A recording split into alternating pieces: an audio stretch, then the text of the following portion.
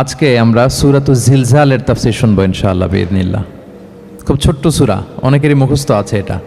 এই সূরাগুলো আমাদের নিয়ম করে সময় করে মুখস্থ করা লাগে না, এগুলো এমনি মুখস্থ হয়ে যায় শুনতে শুনতে। সাধারণত এই ছোট ছোট সূরাগুলো দিয়েই আমাদের রেগুলার সালাহ যখন আমরা পড়ি এগুলো দিয়ে ইমামতি করা উচিত। আল্লাহর হাবিব সাল্লাল্লাহু আলাইহি ওয়াসাল্লাম বিভিন্ন হাদিসে বলেছেন যে তোমরা যখন ইমামতি করবে তখন তোমার পেছনে যারা আছে তাদের দিকেও খেয়াল রাখবে। রাসূল সাল্লাল্লাহু আলাইহি ওয়াসাল্লাম অত্যন্ত বিবেকবোধ সম্পন্ন একজন ব্যক্তিত্ব ছিলেন। তিনি খেয়াল রাখতেন, যেটাকে আমরা কনসিডারেট বলি। আল্লাহর হাবিব সাল্লাল্লাহু আলাইহি ওয়াসাল্লাম খুব কনসিডারেট ছিলেন, কার কোথায় কী সমস্যা এটা খুব খেয়াল করতেন। And he was a man of 6 senses. আমরা 6 সেন্সের কথা বলি, আমাদের অধিকাংশেরই 4টা সেন্স একসাথে কাজ করে, কারো 5টা 6টা সেন্স কাজ করে, এরকম মানুষ পাওয়া দুষ্কর। আল্লাহর হাবিব সাল্লাল্লাহু আলাইহি ওয়াসাল্লাম অত্যন্ত বিবেকবোধ সম্পন্ন একজন লোক ছিলেন।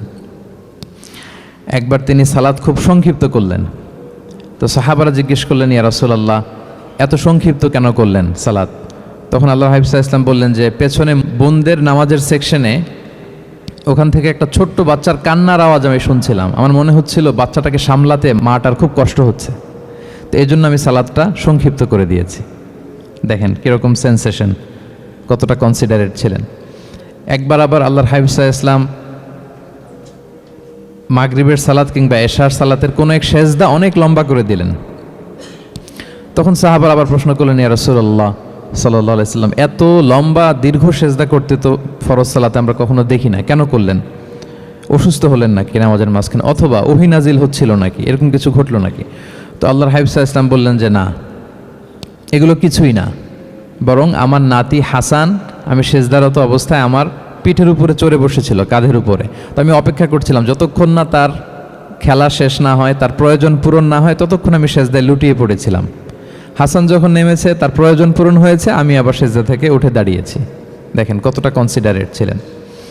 তো এইভাবে আল্লাহর হাবিব সাল্লাল্লাহু আলাইহি ওয়াসাল্লাম ছোট ছোট সূরাগুলো দিয়ে ফরজ সালাতের ইমামতি করতে উদ্বুদ্ধ করতেন।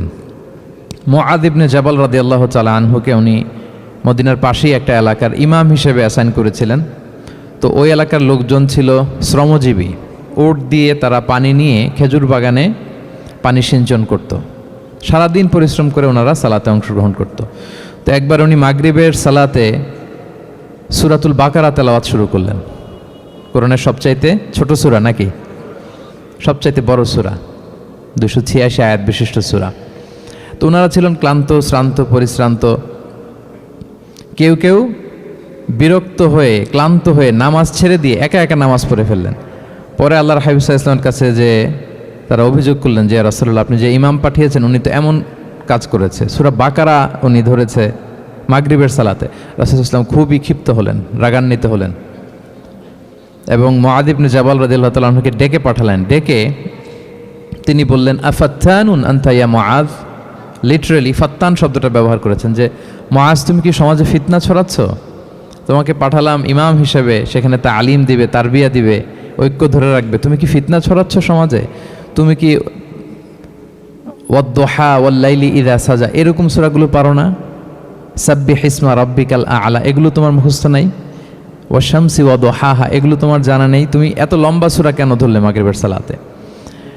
তো তখন তিনি বললেন, যখন তুমি সালাতে ইমামতি করবে ফরজ সালাতে, তখন ছোট ছোট সূরা পড়বে, কেননা তোমার পেছনে অসুস্থ থাকতে পারে, তারপর বয়স্ক কোনো লোক থাকতে পারে, অথবা মুসাফির মসজিদের পাশ দিয়ে সফর করতেছিল, ভাবলো জামাত চলতেছে, জামাতটা ধরি, ঢুকেই যদি দেখে যে আপনি সূরা বাকারা তেলাওয়াত করতেছেন, তো তার জন্য তো কঠিন হয়ে যাবে কোপ আপ করা, কন্টিনিউ করা। তো এই জন্য ছোটো ছোটো সূরাগুলো আল্লাহর হাবিব সাল্লাল্লাহু আলাইহি ওয়াসাল্লাম পড়তে আমাদেরকে উৎসাহিত করেছেন ফরজ সালাতের, যখন আমরা ইমামতি করব। তো এইরকম একটি সূরা হচ্ছে সূরাতুজ জিলজাল, যেটা আমাদের প্রায় সকলেরই মুখস্থ। তো আমরা আসুন প্রথমে আমরা সরল বঙ্গানুবাদ শুনি এই সূরাটার, তারপর এই সূরা থেকে কিছু রিফ্লেকশন আমরা শেয়ার করার চেষ্টা করব ইনশাআল্লাহ বিইذনিল্লাহ। আমি শুরুতে সূরাটার সরল বঙ্গানুবাদ আপনাদের সাথে শেয়ার করছি। আউযু বিল্লাহি মিনাশ শাইতানির রাজিম। বিতাড়িত শয়তান থেকে মহান আল্লাহ তাআলার কাছে পানাহ চাচ্ছি। বিসমিল্লাহির রহমানির রহিম। পরম করুণাময় অসীম দয়ালু আল্লাহ তাআলার নামে শুরু করছি। ইযা জুলজিলাতিল আরদু জিলজালাহা, যখন পৃথিবীকে ভয়ঙ্করভাবে প্রকম্পিত করা হবে। ওয়া আখরাজাতিল আরদু আথকালাহা, আর পৃথিবী তার ভেতরে থাকা সব ভারী বস্তুগুলোকে উদ্গীরণ করে দিবে, বের করে দিবে। ওয়াকাল আল ইনসানু মা লাহা, আর মানুষ বলবে এই পৃথিবীর কি হলো, ইয়াউমা ইদিন তুহাদ্দিসু আখবারাহা, সেদিন পৃথিবী তার সব খবর বলে দিবে। বিআন্না রাব্বাকা আওহা লাহা, কারণ তার রবই তাকে এমনটি করতে আদেশ করেছেন বা প্রত্যাদেশ দিয়েছেন।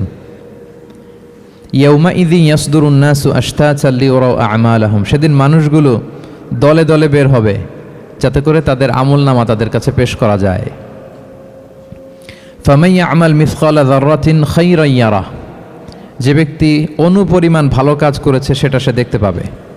ওমান ইয়ামাল মিসকালা যাররাতিন শাররান ইয়ারা, আর যে ব্যক্তি অনুপরিমাণ মন্দ কাজ করেছে, কোনো খারাপ কাজ করেছে, সেটাও সেদিন দেখতে পাবে। সাদাকাল্লাহুল আযীম। এই হচ্ছে সূরাতুজ জিলজালের সংক্ষিপ্ত বঙ্গানুবাদ। এবার আসুন এই সূরা থেকে কিছু রিফ্লেকশন, কিছু তাফসির আমরা শেয়ার করি। প্রিয় ভাইয়েরা, এই সূরাটা নাজিলের একটা প্রেক্ষাপট আছে। সাহাবাদের মধ্যে একটা ধারণা জন্মেছিল যে আমরা যদি খুব ছোট ছোট ভালো কাজ করি এইটা বোধহয় সওয়াব হবে না, বা মিজানের পাল্লা এটা তেমন একটা রেকগনাইজ করা হবে না। অথবা অনেক সাহাবাদের মধ্যে এরকম ধারণা ছিল যে আমরা খুব সামান্য সামান্য ছোট খারাপ কাজ করলে এটার হয়তো এরকম পাপ হবে না বা শাস্তি হবে না। তো ওনাদের মনে যখন এরকম একটা ধারণা তৈরি হলো, তখন আল্লাহ তাআলা এই সূরাটা নাজিল করেছেন। বিশেষ করে এই সূরার শেষের 2 আয়াত, যেখানে আল্লাহ তাআলা বলছেন ফামান ইয়ামাল মিসকালা যাররাতিন খাইরান ইয়ারা, যে না, তোমরা ছোট্ট ভালো করলে সেটাও দেখতে পাবা সেদিন তোমাদের আমলনামাতে। ওমান ইয়ামাল মিসকালা যাররাতিন শাররান ইয়ারা, এবং ছোট্ট খারাপ কাজ করলে সেটাও তোমরা তোমাদের আমলনামায় দেখতে পাবে। তো সাহাবাদের এই চিন্তা, এই ধারণাটাকে ভুল প্রমাণ করবার জন্য, তারা যে ভুল ধারণা করছেন এটা বোঝাবার জন্য, জানাবার জন্যই আল্লাহ তাআলা বেসিকলি সূরাতুজ জিলজাল তিনি নাজিল করেন। এই সূরাটি কোরআনের ধারাক্রম অনুসারে 99তম সূরা। কোরআনের যে ধারাক্রম, সূরা ফাতিহা দিয়ে শুরু, তারপরে বাকারা, তারপর আলে ইমরান, সেই ধারাবাহিকতায় এটা কত নম্বর সূরা? 99 নম্বর সূরা। এবং সূরাটি মাদানী সূরা। কি সূরা? আমরা জানি কোরআনের সূরাগুলো 2 ভাগে বিভক্ত, কোনোটা মক্কায়, কোনোটা মদিনায় নাজিল হয়েছে। যেটা মক্কায় নাজিল হয়েছে সেটা মাক্কি, যেটা মদিনায় নাজিল হয়েছে সেটা মাদানী। তো জিলজাল হচ্ছে মাদানী সূরা। এই সূরার আয়াত সংখ্যা হচ্ছে 8। আয়াত সংখ্যা কত? 8। আল্লাহর হাবিব সাল্লাল্লাহু আলাইহি ওয়াসাল্লাম এই সূরাটাকে একটা কম্প্রিহেন্সিভ সূরা বলেছেন। জামে মানে সূরা, খুবই কম্প্রিহেন্সিভ। কম্প্রিহেন্সিভ মানে হচ্ছে ভেরি প্রিসাইজ ইন ওয়ার্ডিং, শব্দ কম, কথা কম, কিন্তু এটার আবেদন, এটার এক্সপ্লেনেশন অনেক বেশি, এরকম একটি সূরা। ছোট্ট অল্প কয়েকটি আয়াত দিয়ে সূরাটা আল্লাহ তাআলা নাজিল করেছেন, কিন্তু এটার আবেদন অনেক বেশি। এক বয়স্ক সাহাবী এসে আল্লাহর হাবিব সাল্লাল্লাহু আলাইহি ওয়াসাল্লামকে বলল, ইয়া রাসূলুল্লাহ, আপনি আমাকে কোরআনের একটা সূরা শিক্ষা দেন, কোন সূরা পড়ব? তো আল্লাহর হাবিব সাল্লাল্লাহু আলাইহি ওয়াসাল্লাম বললেন, যাওয়াতুর র, মানে আলিফ লাম র দিয়ে যে সূরাগুলো আছে এগুলো পড়ো। তো এই সাহাবী বলল, ইয়া রাসূলুল্লাহ, আমার বয়স বেশি, আমার জিহ্বা ভারী হয়ে গেছে, আমি এত বড় সূরা পারবো না, অন্য কিছু বলেন। তো আল্লাহর হাবিব সাল্লাল্লাহু আলাইহি ওয়াসাল্লাম বললেন, তাহলে যাওয়াতু হামিম, হামিম দিয়ে যে সূরাগুলো শুরু হয়েছে কোরআনে সেগুলো পড়ো। বলতেছে, ইয়া রাসূলুল্লাহ, এটাও পারবো না, আরও সহজ করে দেন। তো তখন আল্লাহর হাবিব সাল্লাল্লাহু আলাইহি ওয়াসাল্লাম বললেন, তাহলে আল মুসাব্বিহাত, মানে সাব্বাহা ইউসাব্বিহু দিয়ে যেই সূরাগুলো শুরু হয়েছে তুমি এগুলো পড়ো। ওই সাহাবী বলে, এটাও কঠিন হয়ে যায় আমার জন্য। তখন আল্লাহর হাবিব সাল্লাল্লাহু আলাইহি ওয়াসাল্লাম বললেন যে, তাহলে কি চাও? বলতেছে, আমাকে একটা জামে মানে সূরা শিক্ষা দেন, মানে এমন একটা কম্প্রিহেন্সিভ সূরা শিক্ষা দেন যে এটা শিখলে আমার হেদায়েতের জন্য যথেষ্ট হয়ে যাবে। তখন আল্লাহর হাবিব সাল্লাল্লাহু আলাইহি ওয়াসাল্লাম বললেন, তাহলে তুমি পড়ো ইযা যুলজিলাতিল আরদু জিলজালাহা ওয়া আখরাজাতিল আরদু আথকালাহা ওয়া ক্বালাল ইনসানু মা লাহা। তুমি সূরাতুল জিলজাল তেলাওয়াত করো। তখন থেকেই সাহাবী এই সূরাতুল জিলজাল তেলাওয়াত আরম্ভ করলেন। উনি বললেন যে আমি আর বেশি কিছু পড়ব, শুধু এটাই পড়ব। সাহাবাদের মধ্যে অনেকের এরকম খুব সহজ সরল মানসিকতা ছিল। তো উনি বললেন যে এটাই পড়ব। তো রাসূল সাল্লাল্লাহু আলাইহি ওয়াসাল্লাম বললেন যে কোনো সফল ব্যক্তিকে যদি কেউ দেখতে চায় তাহলে এর দিকে তাকাও, দেখো কত সহজ সরল, কত চমৎকারভাবে সে এই বার্তাটা গ্রহণ করেছে যে আমি জীবনে শুধু এটাই পড়ব। তো সূরাতুল জিলজাল হচ্ছে একটা কম্প্রিহেন্সিভ সূরা, সূরাতুন জামিআ। এটা হচ্ছে সূরার একটা ফজিলত, এটা আমরা জানলাম। আবার আল্লাহর হাবিব সাল্লাল্লাহু আলাইহি ওয়াসাল্লাম এই সূরাকে কোরআনের অর্ধেক বলেছেন। আল্লাহর হাবিব সাল্লাল্লাহু আলাইহি ওয়াসাল্লাম ইরশাদ করেছেন, ইযা যুলজিলাতিল আরদু তা'দিলু নিসফাল কোরআন। সূরাতুল জিলজাল এটা কোরআনের অর্ধেক, কোরআনের অর্ধেক। আপনারা এরকম শুনেছেন যে সূরা ফাতিহাকে বলা হয় কোরআনের অর্ধেক, তারপর সূরাতুল ইখলাসকে বলা হয় সুলুসুল কোরআন, কোরআনের 1/3। তো এটার অর্ধেক বলার কারণ হচ্ছে কোরআনে অর্ধেক বলা হয়েছে দুনিয়ার কথা, অর্ধেক বলা হয়েছে আখিরাতের কথা, পরজগতের কথা, লাইফ আফটার ডেথের কথা। তো যেহেতু এই সূরাটা আখিরাতকে কাভার করে, তাই সেজন্য কেমন যেন এই সূরাটা পুরো কোরআনের অর্ধেক। আল্লাহ তাআলা আমাদেরকে, আমরা যখন আল্লাহর কাছে কল্যাণ কামনা করি, আল্লাহ বলেছেন এইভাবে বলো, রব্বানা আতিনা ফিদ দুনিয়া হাসানা ওয়া ফিল আখিরাতি হাসানা ওয়া কিনা আযাবান্নার। হে আল্লাহ, আপনি দুনিয়ার কল্যাণ আমাদেরকে দান করেন, পরজগতের কল্যাণ দান করেন, আমাদেরকে আগুনের শাস্তি থেকে রক্ষা করেন। তাহলে দুনিয়া আখিরাত দুইটার কম্বিনেশনে। সো সূরা জিলজাল যেহেতু আখিরাতকে কাভার করে, তাহলে এটা কোরআনের অর্ধেক। এটা কি কোরআনের অর্ধেক? তা'দিলু নিসফাল কোরআন। সূরাতুজ জিলজাল তা'দিলু নিসফাল কোরআন, এটা কোরআনের অর্ধেক। তাহলে দুইটা আমরা ফাদিলাত বা ভার্চু জানতে পারলাম এই সূরার। এক নম্বর হচ্ছে এটা একটা কম্প্রিহেন্সিভ সূরা, কম্প্রিহেন্সিভ সূরা। দুই নম্বর জানতে পারলাম এটা কোরআনের অর্ধেক, নিসফুল কোরআন। আচ্ছা, এবার আমরা সূরার তাফসিরে চলে যাই। আল্লাহ তাআলা ইরশাদ করছেন, ইযা যুলজিলাতিল আরদু জিলজালাহা, যখন এই পৃথিবীটাকে প্রকম্পিত করা হবে। প্রিয় ভাইরা, বেসিকলি এই 8 আয়াত বিশিষ্ট সূরাটার মধ্যে আমরা দুইটা ভাগ করতে পারি। প্রথম 5 আয়াতে আল্লাহ তাআলা কিয়ামতের বিভীষিকাময় পরিস্থিতির একটা চিত্রায়ন এখানে এনেছেন, পিকচারাইজ করেছেন যে কিয়ামতের যে সময়টা হবে এটা কেমন হবে, এটা আল্লাহ তাআলা চিত্রায়িত করেছেন। সূরাকে মনোযোগ দিয়ে যদি আপনি পড়েন, অনুধাবন করেন, মনে হবে যে কিয়ামতের চিত্রটা আপনার চোখের সামনে ভেসে উঠেছে। তো 8 আয়াত বিশিষ্ট এই সূরার প্রথম 5 আয়াতে আল্লাহ তাআলা তিনি কিয়ামতের বিভীষিকাময় পরিস্থিতির একটা বর্ণনা হাজির করেছেন। এরপর শেষের 3 আয়াতে কেমন করে আমাদের আমল নামা পেশ করা হবে, আমরা যা করি ভালো কিংবা মন্দ, এটাকে লিখে রাখা হয়, এটাকে রেকর্ড করে রাখা হয়। ওই আমল নামাটা আবার একদিন আমাদের হাতে পেশ করা হবে। ওই সময়টা কেমন হবে, ওই দৃশ্যটা কেমন হবে, এটা আল্লাহ তাআলা বলেছেন। আই রিপিট, আমি আবারও বলি, সূরার আয়াত সংখ্যা কত? 8। তো প্রথম 5 আয়াতে আল্লাহ তাআলা কিয়ামতের বিভীষিকাময় পরিস্থিতির বর্ণনা দিয়েছেন, আর শেষের 3 আয়াতে আমাদেরকে যে আমাদের আমল নামা পেশ করা হবে তার একটা চিত্র তুলে ধরেছেন। এবার মোটামুটি সহজ হয়ে আসছে না ব্যাপারটা? আচ্ছা, তো প্রথম 5 আয়াতে আল্লাহ তাআলা কিয়ামতের চিত্রায়িত কিভাবে কেমন করে করলেন, চিত্র হাজির করলেন। আল্লাহ বললেন যে ইযা যুলজিলাতিল আরদু জিলজালাহা, যখন পৃথিবীকে ভয়ঙ্করভাবে প্রকম্পিত করা হবে, পুরো পৃথিবীটাকে একটা ঝাঁকুনি দেয়া হবে। এই সূরার নামই হচ্ছে ঝাঁকুনি দেওয়ার সূরা, ঝাঁকুনি। জিলজাল মানে হচ্ছে শেকিং, আর্থকোয়েক, ভূমিকম্প, ভূকম্পন। ভূমিকম্পের সাথে পরিচিত না সবাই? এক্সপিরিয়েন্স হয়েছে কারো ভূমিকম্প? নাকি ঘুমায় থাকার সময় হয়? সব সময় হয়েছে?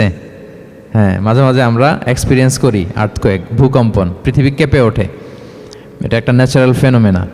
পৃথিবীর মাটির নিচে অনেক কিছু থাকে, এগুলো নড়ে চড়ে উঠলে পৃথিবীটাও কেঁপে ওঠে। নানা কারণে ভূকম্পনটা হয়। পৃথিবীর ভেতরে অনেকগুলো শিলার স্তর আছে। আমরা যেরকম মাটি দেখি, পুরো পৃথিবীটা জুড়েই কিন্তু এরকম মাটি নয়, অনেক শিলা আছে, রূপান্তরিত শিলা, পাললিক শিলা, আগ্নেয়গিরির শিলা। এই শিলাগুলোর মধ্যে ডিসপ্লেস হলে পৃথিবী কেঁপে ওঠে। আবার পৃথিবীর ভেতরে আগুন আছে, গ্যাস আছে, এই গ্যাসগুলো যখন মুভ করে তখন পৃথিবীর উপরে কেঁপে ওঠে। একটাকে হাইপোসেন্টার বলে, আরেকটাকে ইপোসেন্টার বলে। হাইপোসেন্টার মানে পৃথিবীর ভেতরের অংশটাকে বলে হাইপোসেন্টার, আর ভূপৃষ্ঠের এটাকে বলে ইপোসেন্টার। ওই হাইপোসেন্টারে যদি কোনো ঝড় হয়, উপরে এই প্রকম্পিত হয়। এটাকে আমরা ভূকম্পন বা ভূমিকম্প হিসেবে দেখি পৃথিবীতে। তো এই পৃথিবীতে অনেক বড় বড় ভূমিকম্প আমরা দেখেছি। জাপানে, আমার গত বছর একটা সফর ছিল জাপানে, তো সকাল বিকেল ভূমিকম্প হয়। এখানে তো আমরা 6 মাস 1 বছর ভূমিকম্প দেখি, ওখানে সকালে বিকেল একটু একটু করে কাঁপতেছে। এর কারণ হচ্ছে ওইটা এমন একটা এলাকায় পড়েছে, প্যাসিফিক ফায়ার রিংস বলে, একটা প্লেটের উপর, 7টা ট্যাকটনিক প্লেটের উপর আল্লাহ তাআলা পৃথিবীকে সেট করেছেন। ওই ট্যাকটনিক প্লেটগুলো যদি একটার সাথে একটা ঘর্ষণ হয়, অনেক এনার্জি রিডিউস করে, ওইখান থেকে পৃথিবীর উপরে এরকম ভাইব্রেশন শুরু হয়, এই প্রকম্পনটা শুরু হয়। তো জাপানের বিভিন্ন সময় আমরা বড় বড় ভূমিকম্পের কথা শুনেছি। ওদের কান্টো সিটি আছে একটা, অনেক বড় ভূমিকম্প হয়েছিল 1920 সালে, লাখখানেক লোক মারা গিয়েছে। আপনাদের সুনামির কথা মনে থাকবার কথা, সুনামির কথা মনে আছে? কত সালে? 2004 সালে। এই ভূমিকম্পে পুরো একটা মহাদেশ কেঁপে উঠেছিল, দ্য এন্টায়ার এশিয়া, পুরো এশিয়াটা কেঁপে উঠেছিল। এটাকে আন্ডারসি মেগাথার্স্ট আর্থকোয়েক বলে। এত ভয়ঙ্কর ভূমিকম্প হয়েছে যে পুরো, মাঝে মাঝে ভূমিকম্পে তো 1-2টা দেশ আক্রান্ত হয়, এটা পুরো একটা মহাদেশ কেঁপে উঠেছিল। ওই ভূমিকম্পের কারণে ইন্দোনেশিয়াতে প্রায় 2.5 লাখ লোক মারা গিয়েছে, 2.5 লক্ষ। বান্দা আছে সুমাত্রাতে। হাইতিতে একবার একটা ভূমিকম্প হয়েছে আর অনেক আগে, লক্ষ লক্ষ লোক মারা গিয়েছে। তো এই যে ভূমিকম্প এর নামে আল্লাহ তাআলা বেসিকলি এই সূরাটা দিয়েছেন। তবে পৃথিবীবাসী যেই ভূকম্পন এক্সপিরিয়েন্স করেছে, কিয়ামতের সময় যে ভূমিকম্প হবে ওটা কি ওই রকম হবে? হ্যাঁ, ওইটা ভয়ঙ্কর ভূমিকম্প হবে, মারাত্মক ভূমিকম্প। আল্লাহ তাআলা বলছেন, ইয়া আইয়ুহান নাসু তাকু রাব্বাকুম ইন্না জালজালাতাস সাআতি শাইউন আযীম। হে মানুষেরা, তোমরা আল্লাহকে ভয় করো আর তোমরা জেনে রাখো কিয়ামতের যে ভূমিকম্পটা হবে সেটা শাইউন আযীম। আযীম শব্দটা আল্লাহ যে কোনো জায়গায় ব্যবহার করেন না, যেটা খুব ভয়ঙ্কর হয়, মাত্রাতিরিক্ত, লিমিট ছাড়িয়ে যায়, ওইটার ক্ষেত্রে আল্লাহ তাআলা আযীম বলেন। আল্লাহর হাবিব সাল্লাল্লাহু আলাইহি ইসলামের আচরণ, ওনার ক্যারেক্টারিস্টিক্স বলতে যে আল্লাহ শব্দ ব্যবহার করেছেন, ওয়া ইন্নাকা লা আলা খুলুকিন আযীম। নবী হে, আপনি সুমহান চরিত্রের উপর প্রতিষ্ঠিত, মানে এই চরিত্রের মধ্যে দাগ ফেলতে পারে এরকম কেউ নেই। সো আযীম শব্দটা কোরআনের যত জায়গায় ব্যবহার করেছেন, আল্লাহ নিজের ক্ষেত্রে বলেছেন সূরা আয়াতুল কুরসির শেষে, ওয়া হুয়াল আলিয়ুল আযীম, তিনি হচ্ছেন আলী এবং আযীম, সুমহান। তো কিয়ামতের এই ভূকম্পনের ক্ষেত্রে আল্লাহ তাআলা এই আযীম শব্দটা ব্যবহার করেছেন। ইন্না জালজালাতাস সাআতি শাইউন আযীম, এটা মারাত্মক হবে সেদিনকার ভূমিকম্প, সাধারণ ভূমিকম্প নয়। ইযা রুজ্জাতিল আরদু রাজ্জা ওয়া বুসাতিল জিবালু বাসসা, পুরো পৃথিবীটা একসাথে কেঁপে উঠবে, পাহাড়গুলো ভেঙে চুরে তছনছ হয়ে যাবে। এটা হবে বেসিকলি যখন ইসরাফিল আলাইহিস সালাম উনি ট্রাম্পিটে ফুৎকার দিবেন, হুইসেল দিবেন সিঙ্গার মধ্যে, নুফিখা ফিস সূর, সূরের মধ্যে যখন তিনি ফুৎকার দিবেন। আপনারা ইসরাফিল আলাইহিস সালামের একজন ফেরেশতা, ওনার নাম শুনেছেন না? হ্যাঁ, one of the major angels, major একজন ফেরেশতা। আল্লাহ তাআলা ওনাকে সৃষ্টিই করেছেন এই বিশাল হুইসেলে একটা ফুৎকার দেওয়ার জন্য, আর কোনো কাজ নাই। ওনার অ্যাসাইনমেন্ট এই একটাই, সৃষ্টির পর থেকে আজ অবধি বিশাল হুইসেলটা নিয়ে আল্লাহর আরশের দিকে তিনি তাকিয়ে আছেন, অপলক নেত্রে, পলকও ফেলেন না চোখের, যে কখন আল্লাহ তাআলা অর্ডার করবেন, করার সাথে সাথে ফুৎকার দিবেন তিনি, আবার না দেরি হয়ে যায়, আবার না আল্লাহর আদেশ পালনে কোনো গাফলতি হয়ে যায়। সৃষ্টির পর থেকে ওনার একটাই অ্যাসাইনমেন্ট, এই বিশাল সুর ট্রাম্পিট নিয়ে হুইসেল দেওয়ার জন্য আল্লাহর আরশের দিকে তাকিয়ে আছেন। যে মুহূর্তে আমরা এখন কথা শুনছি এখনও তাকিয়ে আছেন উনি। 3টা ফুৎকার দেওয়ার জন্য আল্লাহ তাআলা ওনাকে সৃষ্টি করেছেন। প্রথম ফুৎকারটাকে বলে নাফখাতুল ফাজা, যে ফুৎকারের সাথে সাথে মানুষগুলো তটস্থ হয়ে যাবে, পৃথিবীর মানুষ তটস্থ হয়ে যাবে। যখন তটস্থ হবে তখন কি অবস্থা হবে সেটাই আল্লাহ তাআলা এই সূরার প্রথম আয়াতে বললেন, যে ইদা জুলজিলাতিল আরদু জিলজালাহা, যখন পুরো পৃথিবীকে প্রকম্পিত করা হবে মারাত্মকভাবে। ইসরাফিল আলাইহিস সালাম প্রথম যে ফুৎকারটা দিবেন তখন পুরো পৃথিবী কেঁপে উঠবে, মারাত্মকভাবে কেঁপে উঠবে। তারপরের যে ফুৎকার দিবেন তখন সব মরে যাবে, আমরা পৃথিবীতে কেউই বেঁচে থাকবো না, তখন মানুষ মরে যাবে, জিন জাতি মরে যাবে, সমস্ত ফেরেশতারাও মরে যাবে। যেই ফেরেশতা মালাকুল মাউত, যিনি মৃত্যুর ফেরেশতা, যার মাধ্যমে আল্লাহ তাআলা মৃত্যু ঘটিয়ে থাকেন, তারও মৃত্যু ঘটবে। সে আল্লাহ তাআলার কাছে বলবে, আল্লাহ, পৃথিবীর সবাই মরেছে, আপনার আদেশ অনুযায়ী মানুষ, জিন, ইবলিস সবাইকে আমি মৃত্যু দিয়েছি, তাদের রূহ কবজ করেছি, এখন কি হবে? আল্লাহ তাআলা বলবেন, এখন তুমি মরবে, মুতিয়া মালাকুল মাউত, এখন তুমি মরো। মালাকুল মাউত তখন মারা যাবে। এত ভয়ঙ্কর একটা চিৎকার দিয়ে মালাকুল মাউত জগৎ থেকে বিদায় নেবে। আল্লাহর হাবিব সাল্লাল্লাহু আলাইহি ওয়াসাল্লাম বলেন, ওই ভয়ঙ্কর চিৎকার যদি পৃথিবীবাসী শুনতে পেত তাহলে আলাদা করে ইসরাফিলের সিঙ্গার ফুৎকার দেওয়ার প্রয়োজন হতো না, প্রতিটা মানুষ তাদের কানের পর্দা ফেটে মুহূর্তেই লাশ হয়ে পড়ে যেত। মালাকুল মাউত মরে যাবে, তখন মহাবিশ্বে আর কেউ থাকবে না একটা সত্তা ছাড়া। তিনি কে? আল্লাহ সুবহানাহু ওয়া তাআলা। সূরা আর রহমানে আল্লাহ তাআলা চমৎকারভাবে বলেছেন, কুল্লু মান আলাইহা ফান ওয়া ইয়াবকা ওয়াজহু রাব্বিকা যুল জালালি ওয়াল ইকরাম, পৃথিবীতে যা আছে সব নিঃশেষ হয়ে যাবে একমাত্র তিনি ছাড়া। তিনি হচ্ছেন অব্যয়, অক্ষয়, অবিনশ্বর, চিরঞ্জীব, শাশ্বত।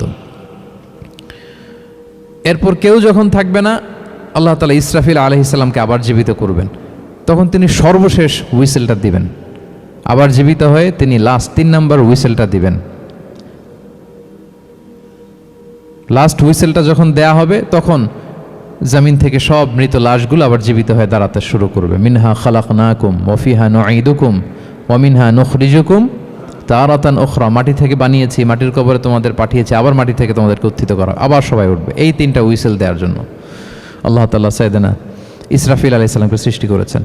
তো ওনার প্রথম হুইসেল দেওয়ার পরে কি অবস্থা হবে, কি রিয়াকশন হবে, ওইটা আল্লাহ তাআলা সূরাতুল জিলজালের প্রথম আয়াতে বললেন, ইযা জুলজিলাতিল আরদু জিলজালাহা, যখন পুরো পৃথিবীটা প্রকম্পিত হবে, মারাত্মকভাবে প্রকম্পিত হবে। ওয়া আখরাজাতিল আরদু আফকালাহা, আর যখন জমিন তার ভেতরে থাকা ভারী বস্তুগুলোকে উদ্গীরণ করে দেবে, বমি করে বের করে দেবে, ভমিটিং করবে বা নিক্ষেপ করবে। পৃথিবীর ভেতরে কি আছে তাফসিরে এসেছে আল মাউথা ওয়াল কুনুজ, অর্থাৎ মৃত ডেড বডিগুলো, সেই আদম আলাইহিস সালামের সময় থেকে শুরু করে কিয়ামত পর্যন্ত পৃথিবী সব ডেড বডিগুলোকে ধারণ করে তার ভেতরে, তাই না? হ্যাঁ, জীবিতদেরকে ভূপৃষ্ঠ উপরে ধারণ করে আর মৃতদেরকে জমিন তার পেটের ভেতরে ধারণ করে। তো আখরাজাতিল আরদু আফখালাহা, জমিন ভারী বস্তুগুলোকে উদ্গীরণ করবে, তাহলে সব ডেড বডিগুলোকে তখন বের করে দিবে। আর কুনুজ যত আছে, মিনারেলস, যত খনিজ পদার্থ আছে পৃথিবীর ভেতরে, স্বর্ণ, যত মিনারেল আছে, ইউরেনিয়াম থেকে শুরু করে যত গ্যাস আছে, প্লাটিনাম আছে, যা আছে, আগুন, অগ্নিকুণ্ড, সব কিছু জমিন বের করে দিবে। মারাত্মক এক বিস্ফোরণের মধ্য দিয়ে জমিন সব কিছু উদ্গীরণ করে বের করে দিবে। তাহলে দেখেন, কিছুটা সামহাও আপনাদের সামনে চিত্রায়িত হচ্ছে না কিয়ামতটা কেমন হবে? যদি একটু কল্পনা করেন যেভাবে আল্লাহ তাআলা বলছেন যে ইদা জুলজিলাতিল আরদু জিলজালাহা, পুরো পৃথিবীটা প্রকম্পিত হবে। ও আখরাজাতিল আরদু আফখালাহা, জমিন তার ভেতরের বস্তুগুলো বের করে দিবে, ভারী বস্তুগুলো, অর্থাৎ ডেড বডি এবং যত খনিজ পদার্থ আছে সেগুলো। ওয়াকাল আল ইনসানু মা লাহা, মানুষ বলবে পৃথিবীর হলো কি, হোয়াটস হ্যাপেনিং, কি হচ্ছে, কি হলো পৃথিবী এরকম কেন করতেছে? যে আয়াতটা বলেছিলাম যে ইন্না জালজালাতাস সাআতি শাইউন আযীম, সেখানে আল্লাহ তাআলা বলছেন ইয়াউমা তারাউনাহা তাযহালু কুল্লু মুরদিআতিন আম্মা আরদাআত ওয়া তাদাউ কুল্লু যাতি হামলিন হামলাহা ওয়া তারান নাসা সুকারা ওয়া মা হুম বিসুকারা ওয়ালাকিন্না আযাবাল্লাহি শাদীদ। মানুষের ফার্স্ট রিয়াকশন কি হবে এই আর্থকোয়েকের পরে? এই আয়াতে চমৎকারভাবে আল্লাহ তাআলা বলছেন। আল্লাহ বলছেন যে পরিস্থিতিটা এত ভয়ঙ্কর হবে, কারণ এরকম ভূকম্পন তো পৃথিবীবাসী দেখেনি। এত মারাত্মক ভূমিকম্প হবে যে দুধ খাওয়াচ্ছে এরকম মা তার দুধের বাচ্চার কথা ভুলে যাবে। আল্লাহু আকবার। দেখেন এখানে উপমাটা কীরকম। সাধারণত দুধের বাচ্চার প্রতি মায়ের আলাদা একটা টেক কেয়ার থাকে, মানে তাকে রেখে এদিক সেদিক যায় না, গেলেও চোখে চোখে রাখে, বা কোথাও গেলে অন্যকে বলা যায় তুমি একটু দেখো, কি এরকম করে না? দুধের বাচ্চা তো সে খুবই ছোট বাচ্চা, তার আলাদা কেয়ারের প্রয়োজন হয়, এক্সট্রা কেয়ারের প্রয়োজন হয়। তো দুধ খাওয়ায় ব্রেস্ট ফিডিং মাদার কখনো তার বাচ্চাকে চোখের আড়াল করতে দেয় না বা চায় না। আল্লাহ বললেন যে তখন পরিস্থিতি এত ভয়ানক হবে যে নিজের দুধের বাচ্চার কথাই মা ভুলে যাবে। তারপর এখনও পরিপূর্ণ হয়নি পেটের ভেতরে বাচ্চা, এরকম মা যারা আছে গর্ভবতী, সাধারণত কয় মাস পরে বাচ্চা ডেলিভারি হয়? হ্যাঁ, 8 মাস 9 মাস পরে। দেখা যাবে যে 2 মাসের বাচ্চা, এখনও ভ্রূণ, 3 মাসের বাচ্চা, 4 মাসের বাচ্চা। এই ভয়ঙ্কর পরিস্থিতির চোটে যত গর্ভবতী নারী আছে সব মুহূর্তে ডেলিভারি করে দেবে, মুহূর্তে, ইনস্ট্যান্ট। ওয়াতাদাউ দাতু হামলিন হামলাহা, যত মা আছে গর্ভবতী সবাই, প্রেগনেন্ট মহিলারা মুহূর্তে ডেলিভারি করে দেবে, প্রি ম্যাচিউরড বেবি, কেউ ভ্রূণ, কেউ 3 মাসের, কেউ 4 মাসের বাচ্চাগুলো ডেলিভারি হয়ে যাবে। মানুষগুলো পঙ্গপালের মতো দৌড়াতে থাকবে, বিক্ষিপ্ত পতঙ্গের মতো দৌড়াতে থাকবে মানুষ। আর বলবে ওয়াকাল আল ইনসানু মা লাহা, মানুষ তখন, মানুষের ফার্স্ট রিয়াকশন হবে যে মা লাহা, কি হলো, হোয়াটস হ্যাপেনিং, কি হচ্ছে, কিছুই বুঝতে পারতেছি না, মা লাহা, পৃথিবীর কি হলো। ইয়াউমাইদিন তুহাদ্দিসু আখবারাহা, সেদিন পৃথিবী সব কিছু বর্ণনা করে দিবে, সব বয়ান দিয়ে দিবে। আমরা এই পৃথিবীর উপরে জমিনে যা করি সব কিন্তু পৃথিবীর মধ্যে রেকর্ডেড থাকে। জমিন সেদিন বয়ান দিবে, সেদিন আসলে সব কিছুই বয়ান দিবে। জমিন বয়ান দিবে, হাত পা সাক্ষী দিবে, যেখানে মানুষ যে সমস্ত জিনিসের মাধ্যমে, যেই টুলসগুলোর মাধ্যমে পাপ করেছে, অন্যায় করেছে, সব কিছু সেদিন সাক্ষী দিবে। আর সব সাক্ষীর বড় সাক্ষী হবে সেদিন এই জমিন। জমিন হবে সেদিন রাত সাক্ষী। জমিন হবে কি সাক্ষী? রাত সাক্ষী। ইয়াউমাইদিন তুহাদ্দিসু আখবারাহা, আল্লাহ জমিনকে বলবে এবার তুমি পাপের বয়ান দাও, রাত সাক্ষী হয়ে তুমি বয়ান দাও, কি কি ঘটেছে তোমার উপরে। কারণ আমরা যত পাপই করি না কেন, যত কাজই করি না কেন, সব জমিনের উপরই করি, তাই না? তো জমিন সেদিন বয়ান দিবে, সাক্ষী দিবে। ইয়াউমাইদিন তুহাদ্দিসু আখবারাহা। জমিন কিভাবে সাক্ষী দিবে, জমিন কিভাবে কথা বলবে? আল্লাহ তাআলা বলছেন বিআন্না রাব্বাকা আওহা লাহা, কারণ তার রব জমিনকে সেদিন কি করেছে? আদেশ করেছে, প্রত্যাদেশ করেছে। আল্লাহ তাআলার আদেশে জমিন সেদিন কথা বলবার সুযোগ পাবে, সব বয়ান দিবে, কি কি হয়েছে জমিনের ভেতর, কি কি অন্যায় হয়েছে, কি কি পাপ হয়েছে, কি কি সংগঠিত হয়েছে, সব ধরে ধরে জমিন সেদিন বর্ণনা করবে। তাহলে প্রথম 5টা আয়াত আমরা বলে ফেললাম, যে প্রথম 5টা আয়াতে কিয়ামতের বিভীষিকামী পরিস্থিতির একটা পিকচারাইজেশন পাইছেন আপনারা? হ্যাঁ, ভয় লাগতেছে আপনাদের? ভয় লাগতেছে?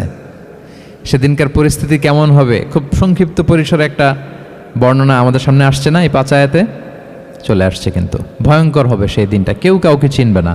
ইয়াউমা ইয়াফিরুল মারউ মিন আখিহি ওয়া উম্মিহি ওয়া আবিহি ওয়া সাহিবাতিহি ওয়া বানিহি লিকুল্লি ইমরিইম মিনহুম ইয়াউমা ইযিন শা'নুন ইউগনি।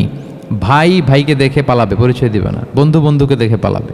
স্বামী স্ত্রীকে দেখে পালাবে, প্রিয়তমা স্ত্রীকে পরিচয় দিবে না। কলেজের টুকরা সন্তানকে পরিচয়, কেউ কাউকে চিনবে না। সবাই নাফসি নাফসি, সবাই নাফসি নাফসি। কোনো পোশাক ছাড়া বস্ত্রহীন হয়ে উঠবে। আম্মাজান আয়েশা রাদিয়াল্লাহু তাআলা আনহা বিষ্ণু ইসলামকে বলবেন, ইয়া রাসূলুল্লাহ, তাহলে মানুষ কি লজ্জিত হবে না বস্ত্রহীন অবস্থায় উঠলে? তখন রাসূল সাল্লাল্লাহু আলাইহি ওয়াসাল্লাম বললেন, লিকুল্লি ইমরিইম মিনহুম ইয়াউমা ইযিন শা'নুন ইউগনি। প্রত্যেকের এমন একটা ভয়ঙ্কর অবস্থা হবে যে তার গায়ে কাপড় আছে কি নাই, সে কীরকম অবস্থায় আছে এটাই সে ভুলে যাবে। মানে ওই টেন্ডেন্সিই তার থাকবে না। এত ভয়ঙ্কর হবে সেদিনটা। সেই ভয়ঙ্করতম দিনে আল্লাহ তাআলা আমাদেরকে হেফাজত করুক।